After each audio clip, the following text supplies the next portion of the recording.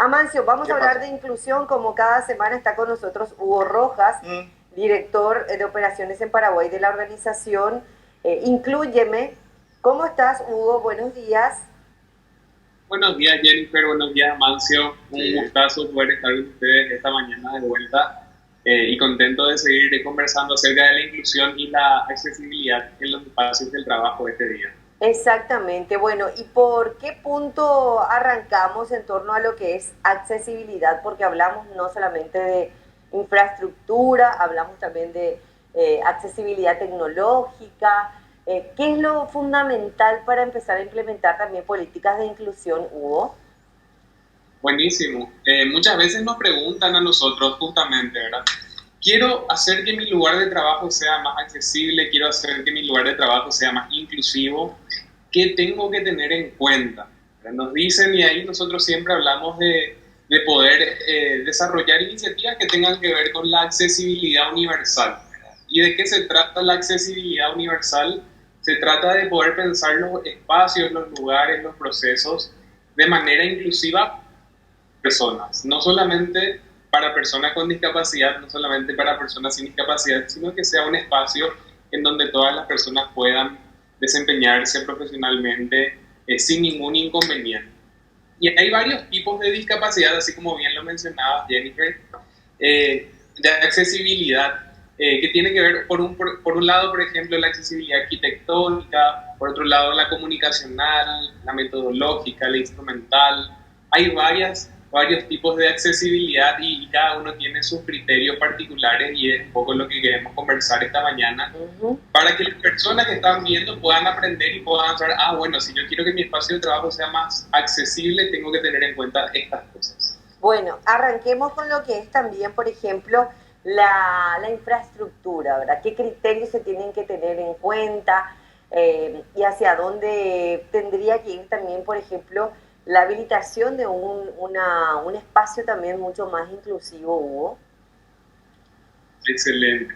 Bueno, por un lado, la accesibilidad arquitectónica tiene que ver con la ausencia de barreras que impidan o que dificulten la participación y el tránsito, sobre todo de las personas con discapacidad en los distintos lugares donde le toca estar. Y acá hay algunas implementaciones que se pueden hacer para ser más accesibles a nivel arquitectónico, que tienen que ver un poco con las rampas al ingreso de los edificios, inclusive también, por ejemplo, las puertas. Sí, te escuchamos. Bueno, en un rato vamos a estar recuperando la comunicación con Hugo Rojas, él es director de operaciones en Paraguay de la organización Inclúyeme, ¿verdad? Hablando un poco de accesibilidad, en realidad uno cree, y la vez pasada hablábamos, creo que esta semana, el martes, lunes o martes, hablábamos también con él, de que, bueno, cuando hablamos de accesibilidad, lo primero que se nos viene son las rampas, los lugares, ascensores para las personas que usen sillas de ruedas, por ejemplo. Pero sin embargo, la accesibilidad es mucho más amplia, Mayo. También está la accesibilidad comunicacional, aparte de la arquitectónica, la accesibilidad metodológica y también la accesibilidad instrumental. Tratando de recuperar la comunicación con Hugo Rojas, vamos a ver si podemos tener de vuelta la nota con él y tener así mayores detalles a máximo. Vos sabés que técnicamente ahora que me viene, tiene también otro nombre esa cuestión de escalera y rampa al lado.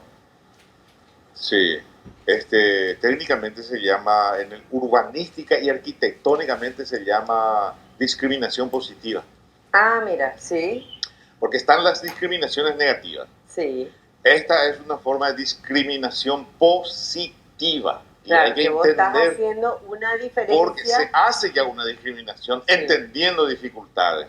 Entonces se hace una rampa, pero es positivo. Porque la escalera es más difícil subir. ¿Entendés? Sí. Hay gente que viene en silla de ruedas en algún edificio, qué sé yo, y no tiene esa rambla que va, solo tiene escalera. Y ahí hay no se interpreta esta cuestión urbanística. Los arquitectos están ahora haciendo con ambas. Con esa visión mucho más con esa visión ya. Bueno, nosotros, el arquitecto Solano Benítez, uno de los más renombrados en la actualidad, es uno de los que tiene realmente una visión mucho más también de inclusión. Amancio, seguimos hablando de inclusión, recuperamos la comunicación con Hugo Rojas, después, ahora quiero de Inclúyeme. Hugo, hablábamos de lo que es también la accesibilidad arquitectónica, ¿verdad? La física, y mencionábamos que ya por suerte hay también toda una rama especializada ya dentro de la arquitectura, de los nuevos profesionales, incluso que tienen ya cátedras en torno a esto, pero no solamente que tienen como una cuestión obligatoria, sino que ya arquitectos renombrados que eligen también ser más sustentables, más accesibles. Así mismo, Jennifer, bueno, de vuelta con la conexión, de hecho que sí, de hecho que hoy en día las planificaciones que hacen los arquitectos es como que deben ser sí o sí accesibles, deben ser sí o sí inclusive si es que quieren estar a la vanguardia de todos los criterios internacionales que tienen que ver con la arquitectura. Entonces es como que muchas veces es fácil cuando uno diseña un edificio por primera vez, ¿verdad? Entonces ya desde el inicio lo considera de manera accesible. Y hay muchas veces donde hay edificios que no fueron contemplados estos criterios de accesibilidad, pero sí existen ciertos ajustes que se pueden hacer para un poco más inclusivo todos los espacios, ¿verdad? Como hablamos del tema de las rampas, elevadores, las puertas o adaptar un baño, por ejemplo, ¿verdad? Entonces, eso en cuanto a accesibilidad arquitectónica, pero esta no es el único criterio que se tiene que tener en cuenta para hablar de accesibilidad en los lugares de trabajo, ¿verdad? También hay que considerar el tema de la accesibilidad comunicacional, pensando, por ejemplo, en personas con discapacidad auditiva que se comunican en lengua de señas, o personas con discapacidad visual que necesitan del braille para poder leer algún documento. O hoy en día también hay muchísimos softwares de internet que te permiten, por ejemplo, leer lo que se está transmitiendo en la pantalla de la computadora, en la pantalla del celular. Entonces, todos ajustes a nivel comunicacional que hacen que sean más inclusivos también las dinámicas de trabajo en el lugar de cualquier oficina, de cualquier trabajo.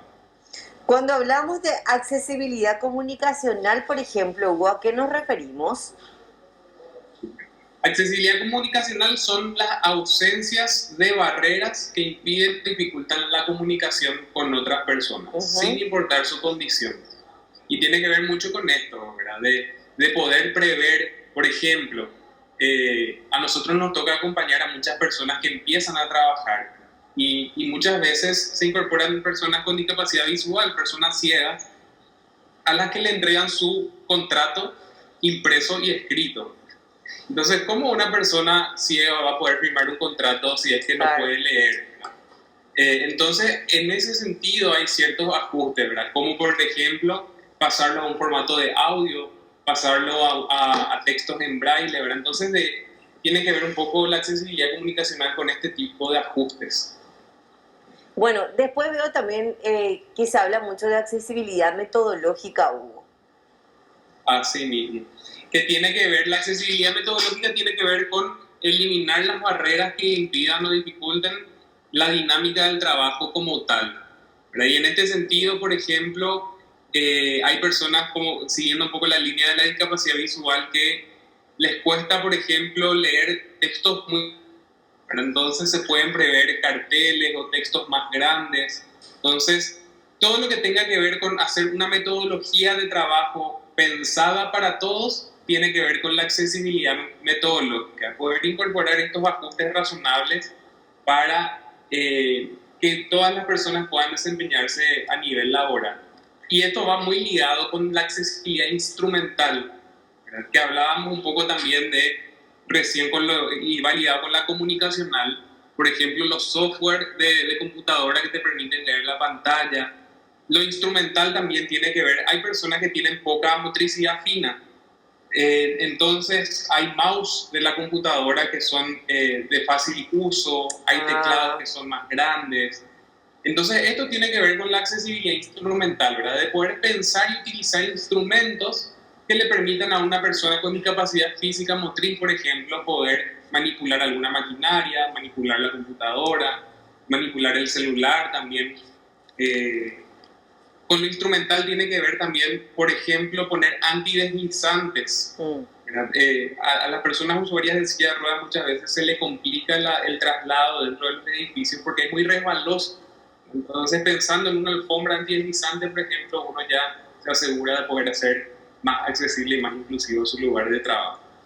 Bien, Hugo, ¿qué mecanismos existen en Inclúyeme para las organizaciones o las empresas que quieran conocer un poco más y ajustar estos puntos de accesibilidad? Porque bueno, lo que normalmente creemos es que solamente la accesibilidad se limita a la cuestión física. Sin embargo, hoy vimos que trasciende a lo físico. Se habla de la comunicación, que es fundamental en cualquier empresa, en cualquier organización, cualquier institución, y por supuesto también la instrumental y la metodológica. ¿De qué manera Inclúyeme trabaja estos puntos, especialmente con, por ejemplo, la unidad de talentos humanos, para ir haciendo un poco ciertos ajustes? En ese sentido, nosotros siempre recomendamos a las empresas el poder hacer análisis técnicos de los puestos de trabajo. Entonces, ahí nosotros les ayudamos a hacer una evaluación, ¿verdad? Porque es importante también mencionar que no todos los puestos están preparados para ser inclusivos.